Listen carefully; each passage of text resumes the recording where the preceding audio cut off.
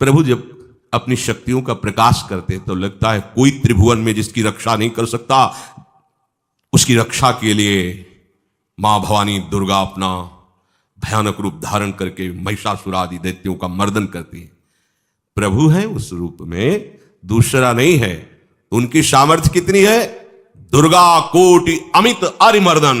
हरि की सामर्थ्य कैसी? अमित दुर्गाओं जैसी। 1 करोड़ अरब नहीं, अमित दुर्गाओं जैसी दुष्टों का मर्दन करने की सामर्थ्य। अमित था नहीं कि कितनी सामर्थ्य है। एक दुर्गा रूप में जब हरि प्रकाशित होते हैं तो त्रिभुवन में कोई सामने खड़ा होने वाला नहीं होता। मां भवानी जिस समय अपने स्वरूप में आती, किसी की ताकत नहीं है। ये शुंभ निशुंभ इतने बलवान दैत्य थे, त्रिभुवन में कोई इनका बाल बांका भी नहीं कर सकता था। स्मरण किया समस्त देवताओं ने तो भगवान से ही शक्ति का प्रादुर्भाव हुआ। इतना सुंदर रूप मां भगवती का। शुंभ निशुंभ के पार्षद घूमते रहते थे, उन्होंने देखा, जाके बताया कि आपके महल में जितनी सुंदरियां उसकी दासी बनने योग्य भी नहीं है, ऐसी सुंदरी का हमने दर्शन किया। बोले मेरा जाके परिचय बताओ। बोले ऐसा नहीं लगता कि आपके परिचय बताने से केवल आ जाएंगी। तो उनका अगर ऐसा नहीं तो केश कर्षण निर्धुता गौरवा मां गरिष्यति, उसके गौरव को धूल में मिलाते हुए बाल पकड़कर घसीट कर हमारे पास लाओ। मार्कंडेय पुराण। उनके पार्षद गए और बताया हमारे मालिक शुंभ निशुंभ है, उनका आदेश है कि आप महल में चलो और आदर सहित, अगर आप ऐसा ना करती हैं तो मैं आपका निरादर करते हुए बाल पकड़कर घसीटते हुए ले जाऊंगा। देवी जी ने मुस्कुरा दिया और कहा अपने मालिक से कह दो जाकर के कि हम उसी की आज्ञा पालन करती जो हम पर युद्ध में विजय प्राप्त कर ले। वो जाके बोले हाँ वो तो मतवाले, त्रिभुवन में कोई जोड़ ही नहीं था। आए और उद्दंडता पूर्वक वचन बोलने लगे। माता जी ने कहा बस तब तक बोल ले जब तक मैं मधु का पान कर रही हूं, बस ये पान करते ही तेरी जीवन लीला समाप्त हो जाएगी। ऐसा ही हुआ। जो ही पान करके सिंह पर सवार होकर गर्जना की, सारा का सारा अहंकार धूल दूसरी तो काट के फेंक दिया।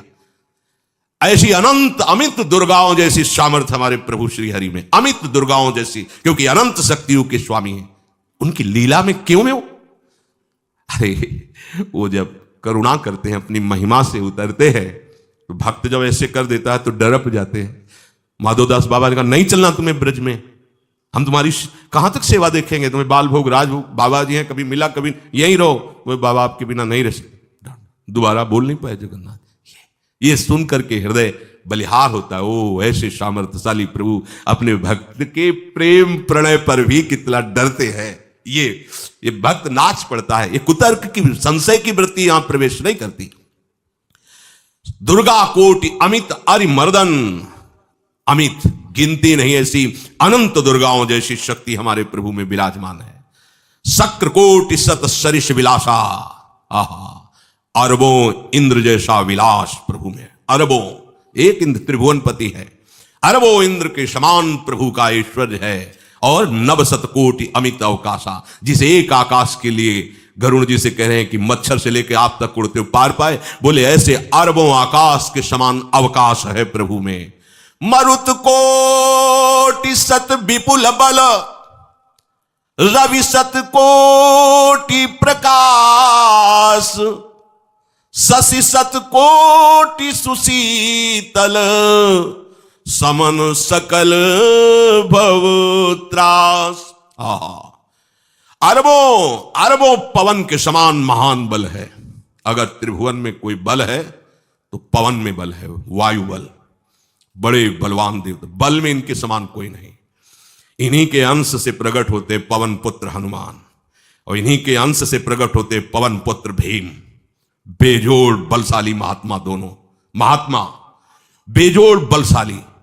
जेगिर चरण दे हनुमंता, चले उसगा पाताल तुरंता। जिमि अमोघ रघुपति कर बाना, ये ही भांति चले हनु। किलकार दे तो राक्षसियों के गर्भ गिर जाते थे। ऐसे महान बली हनुमान जी।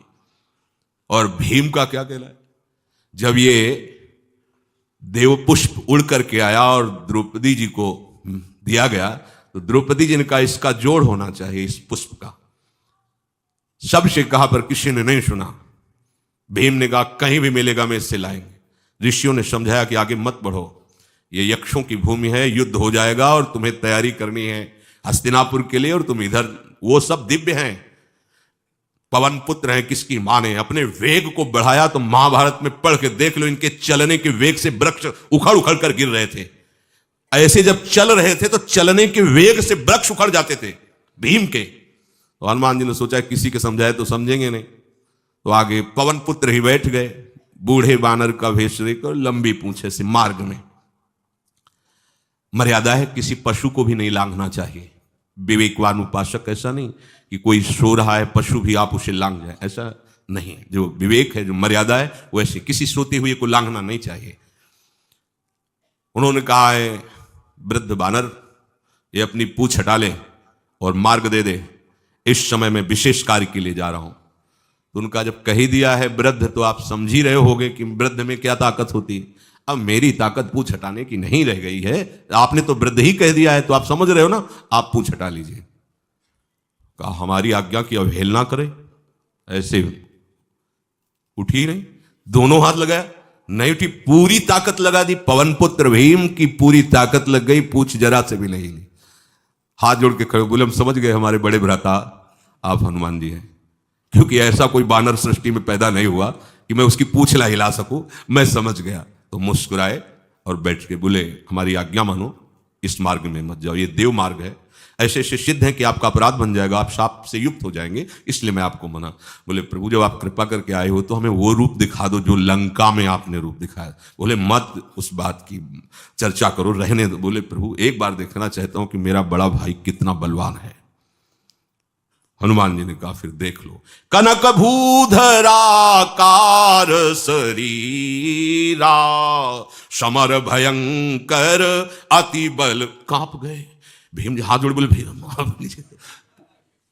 स्वर्णिम कांति, वो भयानक उनका रुद्र रूप, कांप गए भीम, कांप गए।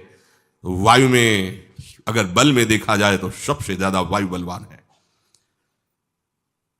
भगवान कैसे है? मरुत कोट सत विपुल बल, अरबों वायु जैसी महान ताकत हमारे प्रभु में है, संशय नहीं।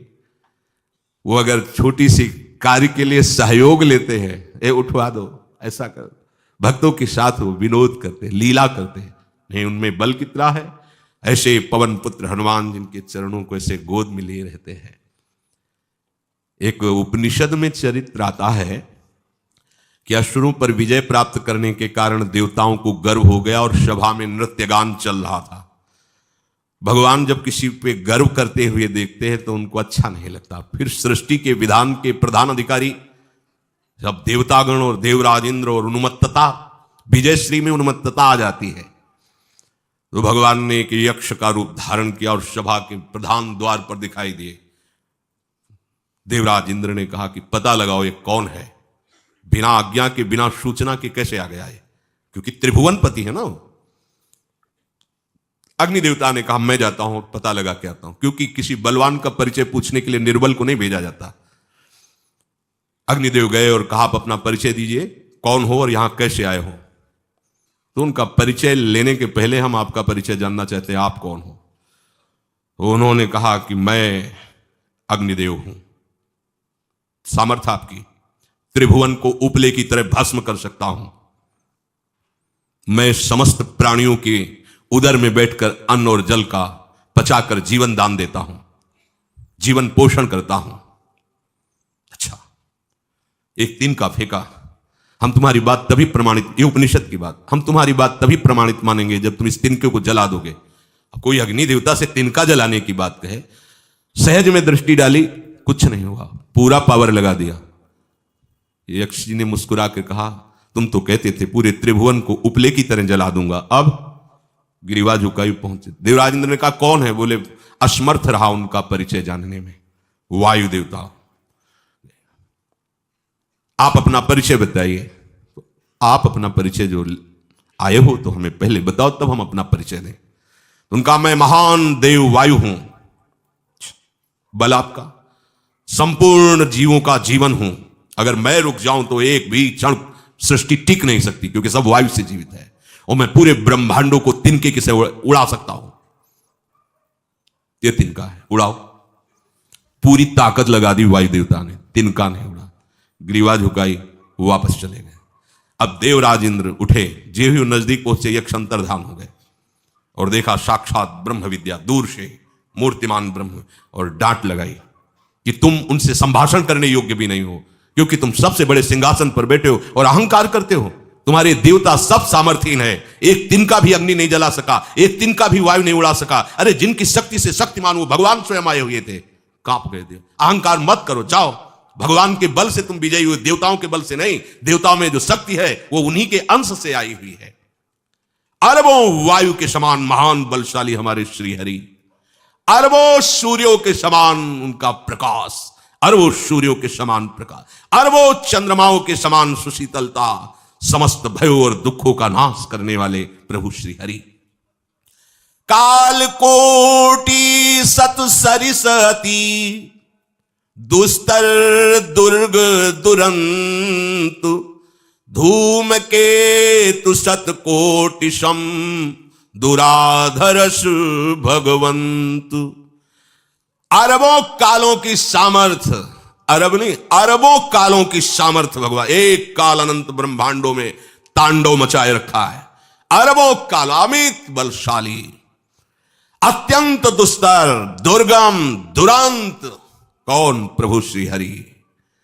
अरबों धूमकेतुओं के समान अत्यंत प्रबल सामर्थ्यशाली प्रभु, अगाध सत कोटि पताला, शमन कोटि सत सरिस कराला, तीरथ अमित कोटि सम पावन, नाम अखिल अघ पूग नशावन।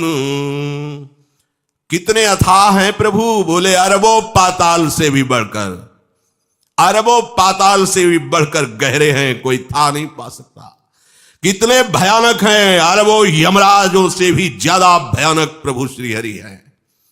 अनंत कोटि तीर्थों को भी पावन करने वाले परम पवित्र जिनके श्री चरण है, वो तीर्थपाद श्री हरि हैं। अनंत तीर्थों की, उनका नाम ही संपूर्ण विश्व के पाप समूहों का नाश करने में समर्थ है।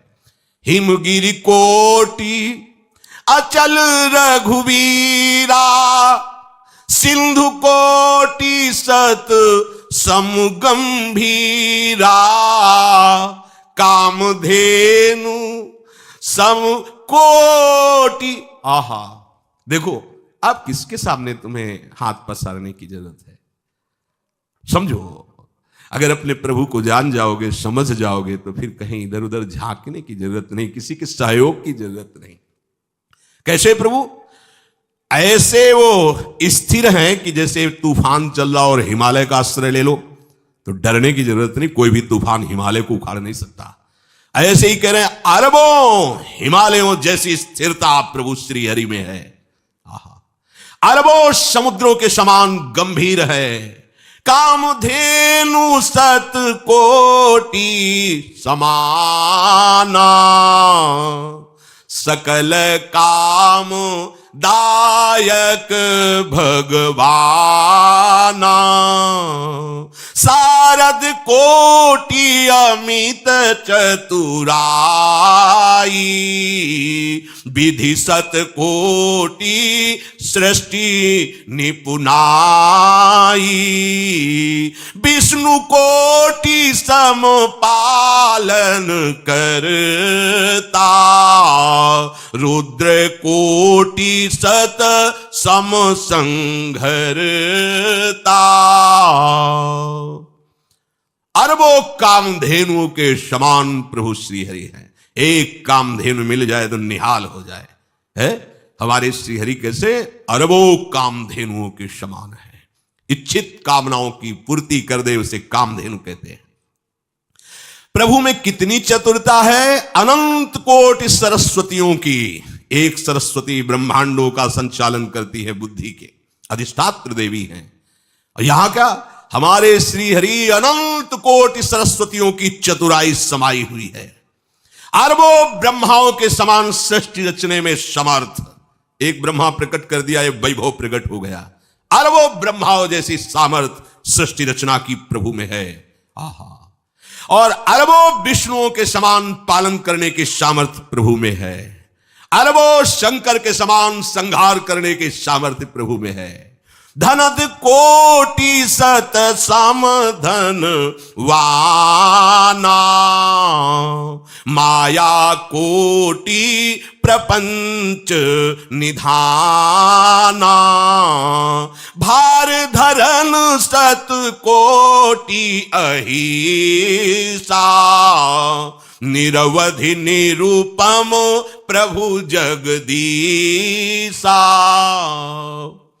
अरबों कुबेरों के समान धनवान है, अरबों मायाओं के समान सृष्टि करने में सामर्थ्यशाली है, अरबों शेष भगवान के समान अनंत भार उठाने में समर्थ है।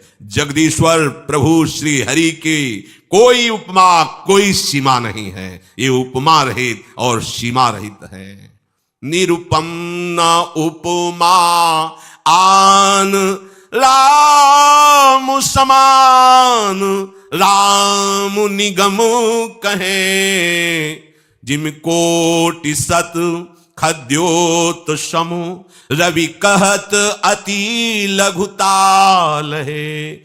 यही भांति निज निज मति विलास, मुनीस हरि बखा नहीं, प्रभु भाव गाहक अति कृपालु, सप्रेम सुनि सुख मानहि, प्रभु भाव गाहक अति कृपालु, सप्रेम सुनि सुख मानहि। प्रभु श्री हरि उपमा रहित हैं, उनकी कोई अनंत ब्रह्मांडों में किसी से उपमा नहीं दी जा सकती। प्रभु के समान केवल प्रभु हैं, ऐसा वेद कहते हैं। अरबों जुगनियों के समान यदि सूर्य को कहा जाए तो सूर्य का अपमान होता है, सम्मान नहीं। ऐसे ही जो अभी तक वर्णन किया गया उसको समझो। अरबों जुगनुओं के समान यदि सूर्य को कहा जाए तो सूर्य की प्रशंसा नहीं, एक तरह से अवहेलना है।